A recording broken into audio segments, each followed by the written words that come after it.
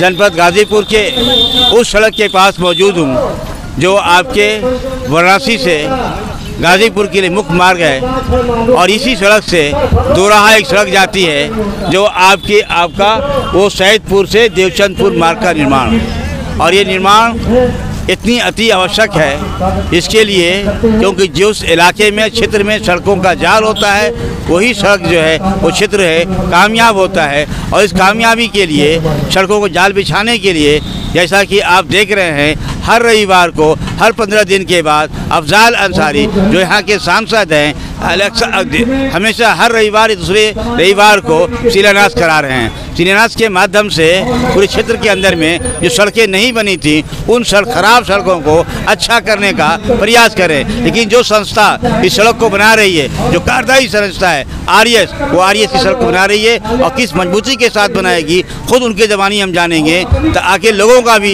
इस बात को बताना चाहते हैं आरएस के जो इंजीनियर साहब हैं कि कहीं भी गड़बड़ी आती है इन्हें बताया जाए, सड़क अच्छी बनेगी। क्योंकि जो सांसद अफजाल अंसारी का कहना है कि जब तक मैं कमीशन नहीं लेता हूं सड़क अच्छी बननी चाहिए। खुद मैं जानना चाहता हूं आरएस के इंजीनियर साहब हैं, बताएं आपकी सड़क की क्या खूबी है? ये नई तकनीक पे रोड बन रही है फुल डेप्थ रिक्लेमेशन के आधार पे, जिसमें हम लोग पुराने मटेरियल्स का यूज करके बनाएंगे। ये रोड काफ़ी इम्पोर्टेंट है, ऑलरेडी 5.5 मीटर चौड़ाई में है और इसे हम पूरे बेस को निकालते हुए उसमें एडिटिव और सीमेंट मिक्स करते हुए पहले बेस बनाएंगे उसका। इसकी चौड़ाई 5.5 मीटर होगी। क्योंकि ये जनपद का काफ़ी महत्वपूर्ण रोड है, हालांकि ये काफ़ी अच्छी टेक्निक है और रोड काफ़ी मजबूत बनेगी। ये सैदपुर से देवचंदपुर तक जाएगी, टोटल लंबाई 6 किलोमीटर रहेगी इसकी। इसमें जितने पुल पुलियाँ आएंगे उसको मरम्मत कराते हुए, पटरी को मरम्मत कराते हुए नई रोड बिल्कुल बनेगी और ये गांव वालों के लिए जो भी इस पर चलेंगे उसके लिए बहुत फ़ायदेमंद होगी और काफ़ी लोक कल्याणकारी होगी। सड़क अगर ख़राब हो जाएगी उसे बनाने का क्या इंतजाम रहेगा? जिस तरह से PM-JSY योजना में प्राविधान है कि यदि बीच में कहीं भी सड़क खराब होती है तो 5 साल का मरम्मत वही ठेकेदार कराएंगे जो इसका निर्माण कराएंगे। तो 5 साल तक तो मेंटेनेंस का खर्च पूरा ऑलरेडी स्वीकृत है और इसको मेंटेन कराया जाएगा। जहाँ भी शिकायत आएगा, जहाँ भी प्रॉब्लम आएगा उसको दूर करा लिया जाएगा। जो सड़कों में अक्सर कहीं अतिक्रमण देखने मिलता है तो उनमें आपका क्या करेंगे, कैसे क्या करेंगे? अतिक्रमण के लिए तो खैर ये रोड तो 5.5 में ऑलरेडी है, हमें भी 5.5 में बनाना है। इन रोडों पे तो, इस रोड पे तो कोई अतिक्रमण नहीं है, इसमें हमें किसी तरह का कोई शिफ्टिंग का ज़रूरत नहीं है। लेकिन जहाँ अतिक्रमण है वहाँ हम लोगों से अनुरोध करते हैं कि चूँकि अब ये 5.5 मीटर होनी है तो हो सकता है किसी का ज़मीन थोड़ा बहुत इधर उधर हो, वो सब सहयोग करेंगे। चूँकि ये रोड उन्हीं के लिए अल्टीमेटली बन रहा है, वो सहयोग करेंगे तो हम लोग सहयोग से ही 5.5 मीटर की चौड़ाई की रोड हम लोग बना रहे हैं हर जगह। देखा आपने, 5.5 मीटर की सड़क बनेगी, चौड़ी सड़क बनेगी और क्षेत्र के लोगों के लिए बहुत ही उपयोगी सड़क बनेगी। इसलिए मेरी भी लोगों से अपील है कि आप डिपार्टमेंट को, क्षेत्र के लोगों को सहयोग करें जिसके माध्यम से ये सड़क अच्छी बन पाए। G72 न्यूज़ के लिए जावेद बिन अली। सैदपुर से देवचंदपुर जिसकी लंबाई 6 किलोमीटर 200 मीटर और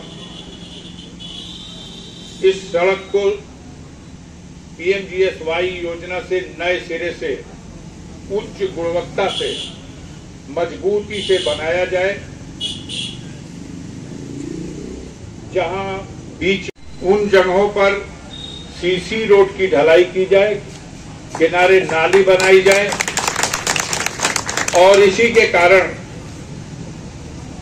7 करोड़ 21 लाख रुपए की लागत से 1 साल यानी दिसंबर 2023 तक इस रोड को बनकर तैयार होना है, जिसका आज हम लोगों ने शिलान्यास करके और इसको कार्यदायी संस्था को और उसके ठेकेदारों को सुपुर्द किया कि अब वो इस पर काम प्रारंभ करें।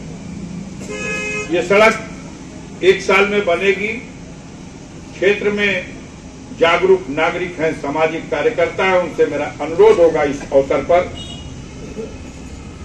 कि वैसे तो मुझे दिखता नहीं कि कहीं विशेष अतिक्रमण जैसी स्थिति है, लेकिन कहीं अगर कोई पेड़ पौधा या किसी का इस तरह का व्यवधान, नाच चरण खूंटा, तो उसको स्वयं से लोग अगर हटा लेंगे तो ये सामान्य सड़क से चौड़ी और मजबूत और अच्छी सड़क बननी है। इसमें आप यह भी ध्यान दीजिएगा कि कार्यदायी संस्था को इस सड़क को बनाने में जो गुणवत्ता तय हुई है उसके मानक के अनुसार काम करना है। अगर आप निगाह रखेंगे, कोई कमी होगी टोक देंगे या हमें भी बता देंगे, तो हम उम्मीद करते हैं कि ये बहुत अच्छी सड़क बनेगी। ये सड़क जो 6 किलोमीटर की बन रही है, इसकी कहानी इतनी ही बड़ी नहीं है। इस सड़क का अंत जाकर के नेशनल हाईवे में होगा। जो बीच में 2 टुकड़े और हैं वो भी उसी तरह से बनाए जा रहे हैं। तो ये एक तरह से जुड़ जाएगा, पूरी तरह से जुड़ा तो हुआ है, लेकिन अभी जैसा चलना चाहिए इस सड़क को उस तरह से अभी चाल में नहीं है, और ज्यादा चाल में हो जाएगा। इस क्षेत्र के लोगों को इससे बड़ा लाभ मिलेगा।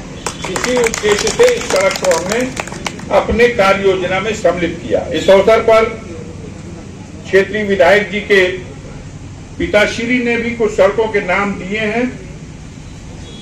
मैं इन सड़कों के लिए भी देता हूं विभाग को अभी के प्रस्ताव में कि इनको मानक के अनुसार इसको वो जांच कर ले, देख लें, और अगर मानक के अनुसार फिट हो सके तो इन सड़कों को सम्मिलित करें। क्योंकि सभी जिम्मेदार लोग बैठे हुए हैं। हम लोगों के आज 6 कार्यक्रम हैं। अभी हम दूसरे कार्यक्रम में हैं और 4:30 बजे के बाद शाम ढल जा रही। तो कोई बहुत बड़ी बात, लंबी बात तो नहीं करेंगे, लेकिन बताना चाहते हैं क्योंकि सभी ज्यादातर जनप्रतिनिधि और समाज के जागरूक दिशा देने वाले लोग बैठे हैं। मैं आपके बीच में अपना लेखा जोखा पिछले कुछ दिनों का सड़क के क्षेत्र में जो है उसको प्रस्तुत करना चाहता हूं। गाजीपुर जहां एक तरफ आजादी की लड़ाई में अग्रणी भूमिका में था, कुर्बानी का एक शानदार इतिहास छोड़ गया, लेकिन आजाद भारत में जो सौगात मिलनी चाहिए थी गाजीपुर को विकास के क्षेत्र में, वो नहीं मिली। अक्सर इस बात का रोया गया कि सबसे बड़ी आवश्यकता है रोजगार का, और गाजीपुर में रोजगार के लिए कोई साधन नहीं बन सका। एक किसानों के भविष्य को, हित को देख करके एक नंदगंज में शुगर मिल थी, वो शुगर मिल खत्म हो गई।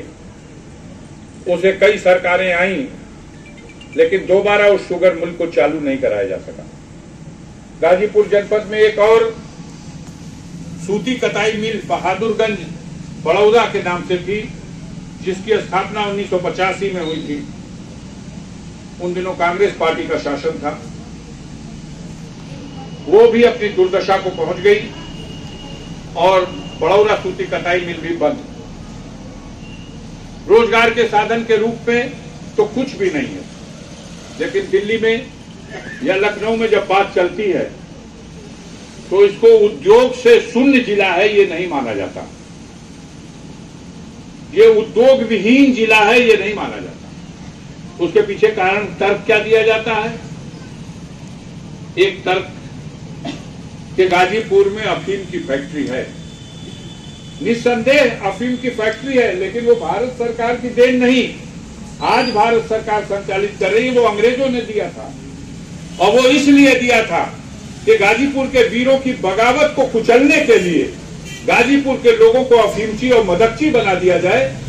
इसलिए अफीम बोने के लिए लाइसेंस और अफीम की फैक्ट्री की स्थापना की गई थी, ताकि यहाँ के बगावती तेवर को नशे में धुत कर दिया जाए। उत्तर प्रदेश में भी एक सरकार ने कृपा की, भारत सरकार प्रदेश सरकार की कृपा से एक और कारखाना मिला। अब हमें तो हमारी दृष्टि में हमारी मंद बुद्धि कहती है कि ये दोनों कारखाने, चाहे अफीम के कारखाने या नंदगंज का शराब का कारखाना, ये दोनों हमारे विनाश के कारण बने हैं, ये हमारे विकास के कारण नहीं हो सकते।